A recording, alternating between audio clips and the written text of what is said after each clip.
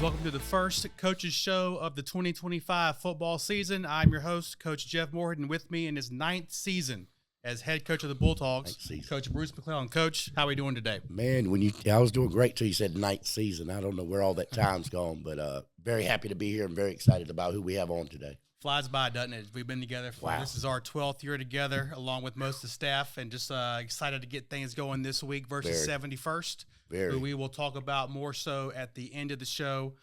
Just first off, this is how one of the ways the show will look this season. First off, want to give a big shout out to our sponsors, Tropical Smoothie, Orange Theory, Bubba's, and Shortstop. Just really appreciate their support, not just of football, but all the student athletes at Terry Sanford. Coach, just to kind of recap the 2024 season, conference champs, 9-3 overall, home playoff game, which is one of the goals of the year, which I'm sure you'll talking about later. Undefeated in the last conference that we were in last year.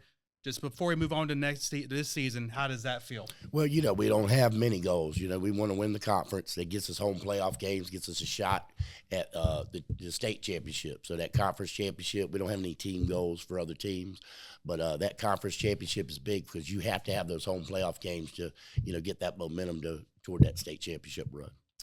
I would say there is an off season, but for anybody that follows high school football and really high school athletics now, there really is no off season. The focus of the off season is the weight room. Coach Van and our guys really, really buy in all off season. When it's January, February, hey, we're lifting for 71st week one. Well, that week one is here. And so all that off season work really pays off as we start our season a few nights from now. Just how, in your opinion, how'd the offseason go for Terry Sanford last season? Very well. I think you said it best. You're going to see some of our leaders on here today. That senior class is full of leaders, just natural-born leaders. The coaching staff is so good. The way they've molded them into that leadership and the way Coach Van works the weight room and just the entire staff, the way they, get the off-season going, how it just kind of gains momentum. You're going to talk about team camp coming up here in a little bit, but just the way they build that momentum is huge in what we have. And when we go into our mini camp and then that August run, that 10-day stretch when we get into these scrimmages that we had last week. Coach, one season ends and then you turn to the off season. But anybody who follows really high school sports nowadays know there really is no off season. The guys in the winter turn their focus to the weight room. The guys really do a great job of buying in as soon as the season is over last year, focusing on next year. And you work out all winter, all spring, thinking that week one is so far away, and here we are a couple days away. Just some of your thoughts on the off season and spring ball. With such a good leadership group, like a couple of the guys you're going to meet today in the senior class, and really the coaching staff that molds those guys, and then what Coach Van and really the whole staff does in the off season to kind of gain that momentum. We're going to talk about team camp in a little bit, and just the way that it's set up. We've been together so many years that it's set up, and momentum seems to build toward that mini camp season. And then obviously what we've gone through the last couple of days is, or this week, is the scrimmages. Yeah, school gets out at the end of May. Teachers are finishing up the school year, and really the emphasis for those 2 weeks is player-led workouts, running, weight room. First Monday or so in June, we welcome some new ninth graders to the program, and we really start rolling with our summer workouts. Just what were your thoughts on those early summer workout days? I thought they did very well. When you have a leadership group, I know I keep coming back to it, like these guys like Zay and Jacob and Gavin and all those guys, it really makes it easier to have those workouts and make sure that they're fulfilling, and it's not just a workout just to have a workout. So I really credit the continuation of the staff being together and the leadership of these guys. Yeah, some 7-on-7s mixed in. We have our July 4th dead period, which everybody's off that week across the state. We returned for a week with some practice, and then we did something different this season. We went to a team camp at Campbell. We were up there for a couple nights with some other teams from around the state. Just the guys living in the dorm together for a couple nights, having roommates, spending all day together, going to eat together, practice together, just a lot of time in the dorm. What do you think that does as far as a team camaraderie component? I think it was instrumental. I was against it at first. I'm more of a, hey, let's do our thing. But the work that we got at the team camp I thought was great. And then the camaraderie, the guys getting to hang out. And, the new guys coming in. We've got some transfers coming in, new guys, younger guys coming up. I thought it was great for that team bonding experience. I thought we came out of it extremely well. Yeah, I think that's going to pay a lot of dividends down the road as far as you've been through some things together. You really kind of got to know who those players were as people. Yes. And that should translate to something maybe on a play during the season or help us, get over the top in a game. You just never know how going through those times together will help out. Great point. We come back from camp. We have one more dead period so coaches can go to the clinic up in Greensboro. Yeah. Really one last time to kind of get away before we officially come back and start.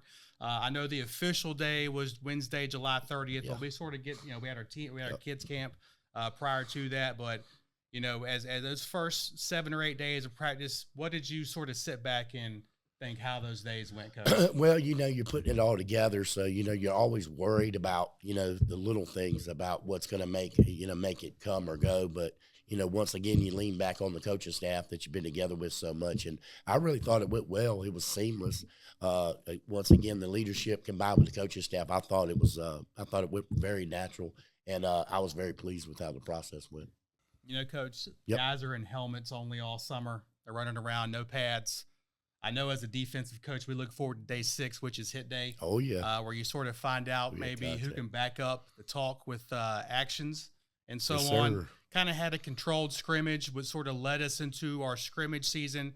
We were up at high school OT, hosted the Jamboree, scrimmaged a couple other teams in that period as well. Just what are some of your thoughts on our scrimmage season that we had this summer? Well, hit day, everybody's looking for hit day. Well, most of the people are looking for hit day. The quarterback probably isn't with the jersey on. Sorry, Jacob. But that hit day, they've been going all summer, and, all that's wanting to be let out. And that hit day just is a process, and it kind of lets you know the season's here also.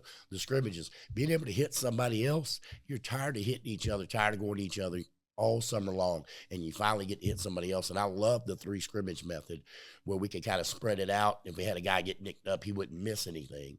And that Cleveland scrimmage was full of, challenging teams. Wake Forest, all the 7A, 8A teams that we went against. I really felt like that one on a Tuesday was really, cemented what we did all summer. Yeah, I don't think any of us were happy how OT went, and everybody that watched that game could probably see that wasn't really a true reflection of our football team and the team they expected to see. Well, I was very proud of how the guys responded, especially on defense at the Cleveland scrimmage with Cardinal Gibbons, with Wake Forest, Cleveland, teams that you see playing late into the season. We got the main thing about scrimmage season, we came out of that scrimmage season healthy. 100%. We had no injuries. I mean, 100%. Guys, roll an ankle. They have some things that linger throughout, but no major injuries for our team after the scrimmage season was done. And, man, that's always the major concern. You want to be challenged, but you also want to come out of there. You don't want week 1. That's why we set a lot of guys out Friday. You don't want week 1 to be about an injury yet. So, well said. Came out healthy, and we're ready to rock and roll for 71st week 1. Which leads us into week 1, which is 71st, a team that we will talk about at the end of the show today, sort of preview that and the rest of our season. After the break here from our sponsors, we will bring in Booster Club President, Mr. Brian Moore. Welcome back to the Terry Sanford Coaches Show. Want to thank our sponsors one more time, Tropical Smoothie, Orange Theory, Bubba's, Shortstop. I'd like to welcome our Booster Club President, Mr. Brian Moore. Thank you for coming on the show today, Brian. Glad to be here, Jeff, and I can't say how proud I am of you and what you've done with this show and where we're going with it. This is a huge day today. We'll see how today turns out, but you may want to retract. So you may want to retract those statements here. But Brian, I could question your first guess, but well, we'll see. We'll see the response here. Brian, you've been Jacob is a senior, and we'll get to that in a little bit as well. But you've been at Terry Sanford now, going on 4 years. What made you want to get involved with our Booster Club? It was really because we were coming in after COVID, and the depletion of athletics became very noticeable to me the more I hung around and watched Jacob's practice and saw the need that the sports needed. So I decided, I can't complain unless I'm willing to do something about it. It's great to have many people involved. So first off, they see what all goes into putting on athletic events at the high school level. I think a lot of folks think they just show up at the game and it happens, but there's a lot of behind the scenes work done by volunteers, by coaches, by players that sort of lead to that final product of the game that we all want to watch and see. The big project at this time last year was the Jumbotron. And I know that is something that you are very proud of. Yes, sir. Because we are 1 year later. Just some thoughts on the Jumbotron in the past year. Well, what I want to say, I'm going to go back to your statement for a second before I answer that. Yes, it is a lot to put on a Friday night game, but I can't say enough for the coaches that I see out there painting the fields, putting things out there till late in the night. So that inspires me. So I feel like, it's worth the work to me to get out there. But it is a all-day Friday event. It doesn't just show up at 5 o'clock for sure. No, so much planning goes in, and there's a Friday night crew of people who are involved, going from our moms and some dads that feed the team after school, help set the field up. Our booster club are all volunteers that have jobs, and they give up their time to give back to the school, and some don't even have student athletes at our school anymore, and they're still involved, which says a lot about, how they feel about, the athletic culture at school and just supporting our student athletes. And I was just in a meeting earlier. It's not just Booster Club. We hosted the Cumberland County Schools Jamboree Friday night. We had 8 teams, most from Cumberland County, some from out of town. I heard our principal, Dr. Massengill, himself and our athletic director, Rangel McClelland, were there till after midnight until everything was done from that event. And so it's a lot that goes on. Friday, it's the end of the week. It's a long day. It's almost an 18-hour day for those guys Friday, and it's a long day for everybody on Friday. The big project that we most recently came out of was our 3rd annual golf tournament. Just some thoughts on that. The golf tournament was our we came up with it. This was the 3rd, and it's been very successful every year. Every year it's grown. This year we were completely sold out. I believe if anybody plays it, they say they have a pretty good time. It's a pretty large event, but we are fortunate to have it. But like you said earlier, we moved last year to a different project because times are changing, and it's harder to sell a hamburger and a book to make enough money to fund the athletics. So we looked into the Jumbotron, and it was a 2-year project.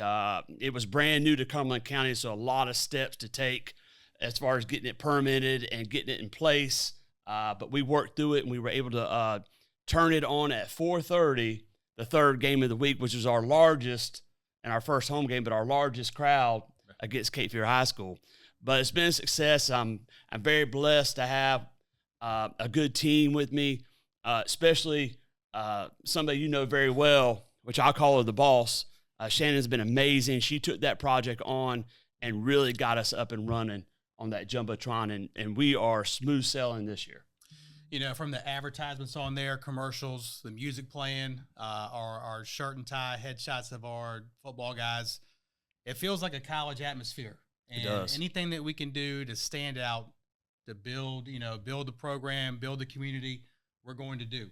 That's right. And that just attracts more people and more young men and women that want to be a part of Terry Sanford Athletics when we do that. It's very important for, I say, and I didn't graduate from Terry Sanford. We're not going to say where, Jimmy. No, I am. I'm proud to be a Trojan. I am. But my boys go to Terry Sanford, so I bleed red, white, and blue. But we want to stay ahead of the game. The Jumbotron was one, the new only podcast. And I looked it up. We may be the only one in the state. I know we're the only one around here. Our future plan for next year is to have a field house for all athletics. Benefits all athletics. All athletics. I think the biggest misconception people have is that all the money goes to this sport or that sport. And, the past couple years, I've gone to more meetings. I have heard, you talk. I've heard my wife Shannon talk about what goes on and where the money goes. The Booster Club benefits all student athletes at Terry Sanford. And I can definitely, I've seen that. Happen. It's, I would say the most requests we have are for non-revenue sports. We, fund cheerleading uniforms. We've bought, we've spent a lot of money on the field itself that houses several sports. So it's a lot of our money goes to ones that are not the big sports, and our concessions go to all sports, right? Not just the one that is playing that night. What would you say to somebody that said, why should I join the Booster Club? Well, I've been preaching for years now because I have a real estate background that I believe athletics are a foundation of a public school. If you fix and build the foundation, then everything else falls in place. And the better our public schools are, the better it is for the people that are paying taxes in that community around it. Mm-hmm. So join your Booster Club. Help raise the money to make better facilities. It's just like your home. The more you do your house, it keeps the value up. It's the same way in a public school. The better we build it, the better it is. And Terry Sanford, it's a landlocked school. We have to be very creative with how we do things. A lot of our other schools on the outer parts of town, they've got land, they've got plenty of space. We have to be very creative.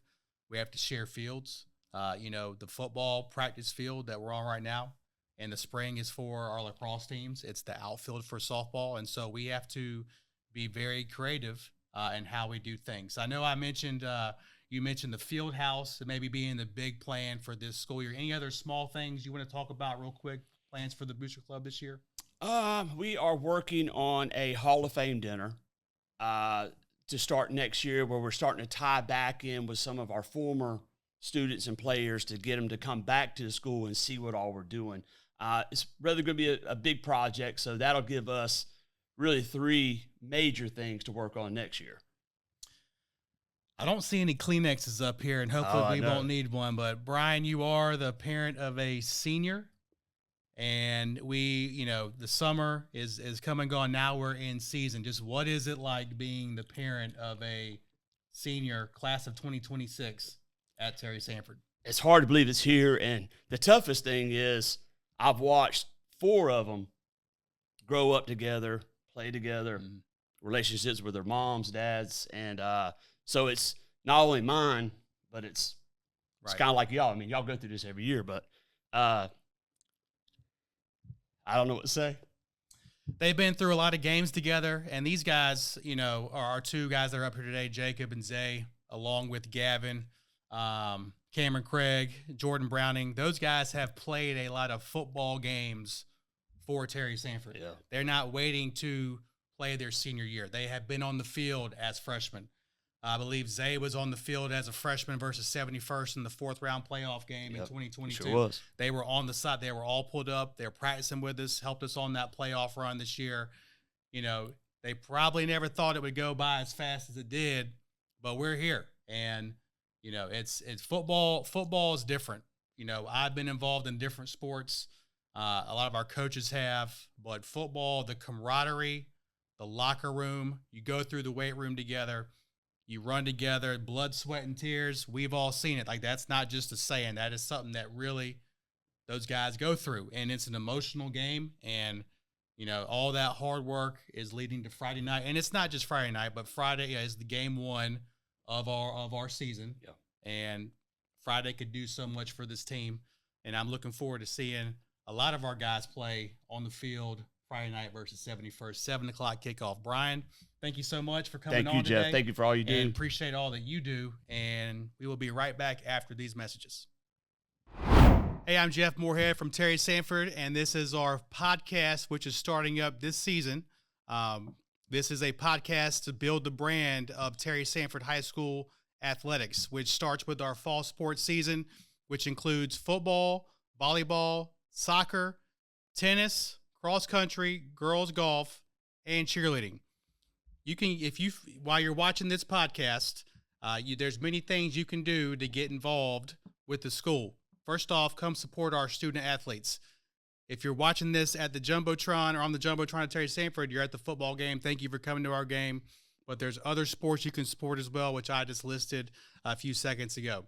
You can join our Booster Club, which is led by President Brian Moore, who is at school tonight.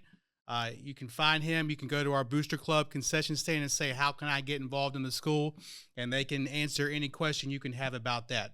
You know, it's not just about football. It's about all the fall sports, which leads into winter sports, which leads into spring sports. Anything that you do can help our student athletes. That's what this podcast is all about.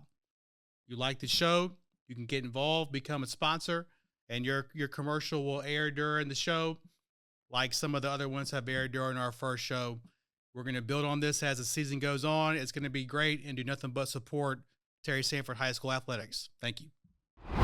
Welcome back to the Terry Sanford Coaches Show. We have our first player of the week. Coach Mack, I'll let you introduce. Be glad to. Today's first guest is none other than senior quarterback Jacob Moore. Senior. Wow. Thank you for having me. Jacob, welcome to the show. Yes, sir. The reigning conference offensive player of the year, had a huge year last year for us. Yes, just some quick thoughts on last year before we move on to this year. Last year was a great year. We had a great team. Like before, they underrated us. But we came back and 9-3 record, won the conference, and went to the second round and came a little short. Just some thoughts going into your senior year, man. Senior year, that's crazy. I remember yesterday, Max Abbott with Zay, C3, Jordan, and Cam wasn't there, but it was fun moments. Seems like yesterday. It's crazy that it's senior year, and I can't wait. Well, it starts in a couple days, man. How excited are you for Friday? Oh, dude, I've been waiting since spring for Friday. It's gonna be a great game. It's gonna be packed. We're doing blackout for students, and it's gonna be rocking. Just some thoughts on how the summer went for the team. You know, weight room, conditioning, practice, 7-on-7. Just some thoughts on that. We had a busy summer. Starting out with the team camp. The team camp was great for us, I feel like, as a team, and bonded us a little bit. I got to bunk with Rock, my center, and so before the camp, I didn't know at all. Or I didn't know him really at all, but and then after, I felt like I knew more than anybody else. Coach, how does it make you feel hearing the players saying the same things that we talked about earlier? It's almost, it's such a blessing. I keep waiting on a year. You talk about our ninth year, my ninth year as head coach, but more importantly, our 12th year together. And it's just, these young people amaze me. Every time you think you're not going to get leaders as good, a group steps up like this with Jacob and Zay and Gavin and all those guys, and it's just a blessing, man. And to hear them talk about the relationships that were forged during that team camp at Campbell, I mean, it makes you feel good that the game plan that you put together, because you have the pressure on the coaches is when you love these kids as much as you do, they're your kids, and when you love them that much, you want to make sure you're doing everything you can to give them everything that you can to be successful in life, but yet again on Friday night. So feels really good. Jacob, going to go off script here for a second. When you were underclassmen, you looked up the guys. Oh, yeah. Dante and Jalen at quarterback. Well, now you're in that role. So how does it feel to be viewed as a senior leader on the team and kids looking up to you now? It's unreal. I'm not gonna lie. It probably won't hit me to the first game, but it's great with the young guys, teaching them everything with CJ Benander. He's a freshman quarterback coming in. I just teach him the ropes so that he knows when I leave what the deal is about Terry Sanford football. There you go, man. The season is not one game. It's not just Friday night. How are you feeling going into the entire season? We're in a new conference now. We're seeing some new teams. Just some thoughts on that before we start on Friday. I'm so excited. We have such a tough schedule. I love it. It's great for a team to play Cape Fear, Grace Creek, Scotland, 71st, of course. It's great for us to build for the playoffs, and hopefully we have a great year. Those first three teams that you mentioned, Scotland, Grace Creek, Cape Fear, are all conference opponents now. And the schedule makers must have really wanted to see you on the road. We are at all three of those places this year, which is, going on the road and winning is something that we've done in playoffs and something you've experienced. So I don't think anything like that's going to phase you or the other seniors on the team. Yes, sir. What are some goals you have for it's okay to have personal goals. Yeah. Yep. What are some goals you have for yourself and your teammates this season? I mean, just to do better than last year. I mean, that's all you need to say. And of course, we have win conference and go to the playoffs, home playoff game, and hopefully a state championship. Well all right. said. How does it make you feel when you hear players talk that way, Coach? Yeah, when you're as coaches, we've been through the battles, over 25 years in this coaching game, and you try to instill that in them, and things that are going to be successful. And man, this group just eats it up, especially the leaders in this group. I know, ad nauseum people get tired of me saying it, but I'm going to keep saying it. This group is exceptional leaders. They're even better young men, student athletes to the core, and they get it done. Whatever we put ahead of them, they make sure the whole team knows, and we're always ready on Friday night. Yes, sir. All right, I know the answer to this question, but who are some of your favorite teams outside of Terry Sanford, obviously? Go Tigers and go Cowboys. Well, I think I know one of those teams is supposed to have a good year. Oh, yeah. And I know one of those teams is probably going to have, we got some Cowboys fans Hey, around Jerry. us, so Don't hurt us I'm too not bad. numbered. But, I follow Clemson pretty closely as well. I'm excited for the year they're going to have. They have a great leader at quarterback. Kate Well. Klubnik. Yep. And we are looking forward to seeing you play well this year and have a great year for us. But Yes, I appreciate you coming Yes, on. sir. Yep. Sir, Great thank job, you. Jacob. Yes, sir. And we will bring on our second player, Isiah Williams. Sir. Welcome back to the Terry Sanford Coaches Show. We are here with our second player guest of the week, Coach Mack. I'll let you introduce. Another one of these 4-year starters, 4-year guys that have been instrumental in the program. You guys know him as Senior Isiah Williams. We affectionately know him as Mr. Zay Day. Welcome to the show, Zay. Thank you. Zay, thanks for coming on, man. And I know you're a senior. You've been here for you, but you've been with us a lot longer than 4 years, man. How does it feel? Your senior year is about to start on Friday. It feels crazy. I feel like I was just a little boy, but now it's like I'm grown. And we'll get to some other things in a little bit. Just talk about just your season last year, maybe in the off season. How do you just reflecting on that as we're away from that now? Just some thoughts on last season and the off season for you. Reflecting on my season last year, I didn't really like it because I felt I wasn't 100%, but the team was still winning, so I felt I had a leader role in it, but I didn't like the way I performed. But this offseason, I got back healthy, and I feel better now. There you go.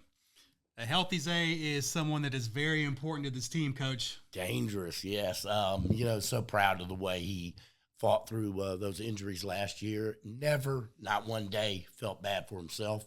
Was all about, hey, it's okay, Coach. What can I do for the team? I have a ton of respect. This young man came up with his brother at practice. I believe it was the 7th grade, maybe. And I said, go get some. Well, might not better tell that, but I said, go get some stuff on in the voluntary practices. He was out there working with us, so he's been around for 6 years. At Terry Sanford. These guys are family. Tell you one, like I said earlier, when you tell them when you love these guys, it's amazing who they are off the field, student athletes, and when we're talking about on the field, there's nobody better than Isiah Williams and what he brings to the table. He is always about the team, and his stuff is secondary. And don't make any mistakes about it. That doesn't mean he doesn't put value on that. He knows he's an instrumental part of that defense and the team as a whole, and couldn't be any more proud of a senior. Just going back to last school year, I had Zay in my 3rd period class, and it was Zay and probably about 5 or 6 other football guys, and I knew Zay was a leader on the field, but to see him in the classroom, Yes, making sure he was one of the first ones to get his work done all the time, but to make sure his teammates were getting their work turned in on time and not causing any issues. That just, on and off the field, I didn't expect anything less, to be honest with you. But just looking back at the summer, Zay, how do you think the summer has gone for the football team? I think this summer's gone great. We had a lot of stuff planned. We went to Campbell. We had a bunch of 7-on-7s. I like everything we did. I love the Campbell camp. I want to go to Campbell, so I loved everything. I've heard you say that Campbell was your dream school. I'm class of 04, and so when I hear people say that, it makes me excited because they see the good things about that school. But just being up there at team camp, the team had the opportunity to play some other good teams from around the state. Just what does that do for the team when you play good competition? When you play good competition, you get to see where you are. It's like your judgment, and you get to see how other teams are, if that's really all the hype they're about, and you get to see how good you really are in your team and how you can battle adversity. So. Just some thoughts on our scrimmages that we had last week. I love the scrimmages. We bounced back from the Harnett Central game, so I loved it. I got to see some fight out of everybody. Absolutely, and I don't think any of us are surprised with that because we were up there. We know we didn't play well. You know, the guys realized that while watching film. Practice on Monday was challenging, and just to, see that translate to success, Coach, has to make you happy. Yeah, you could see him coming off the field that Harnett Central game, and I told him part of it was me. I didn't explain to him how, Harnett Central, when you beat somebody in the playoffs, you beat them 42-0, and you beat them in the playoffs and take something away from them. They took it like a game where we were trying to, run 4 or 5 plays and just get our line together. And, that's a learning thing on all of us, but when you watch them walk off the field and they come up to you and say, Coach, don't worry, it won't happen again, you realize the leadership you've had once again. And these guys have been leaders since, day one when they come in. All right, so everybody knows who we play Friday, and you guys have been, waiting for this since the schedule came out. Just some thoughts on that game, but also the rest of our schedule as well. My thoughts on this game is just do all the little things, right? All the little things, and we should win the game. But, my thoughts on the rest of the season, let's go 1-0 every week. Don't worry about looking in the future, just that week, and then go on to the next. Future coach right absolutely. there. You go 1-0 every week, you're going to be playing for a long time. Amen. Yeah. And that's going to be a good season. Love the direction. All right, some goals you have for yourself and your teammates this season. My goal is to stay 100% the whole season, and then for my teammates, probably just playing their best, giving 110% every play. Yeah, I think if you're giving it your all, and the coaches can tell this as well, like we can tell when guys are going on, that's all you can ask for. 100%. Limit the mental mistakes. You're going to get beat now and then.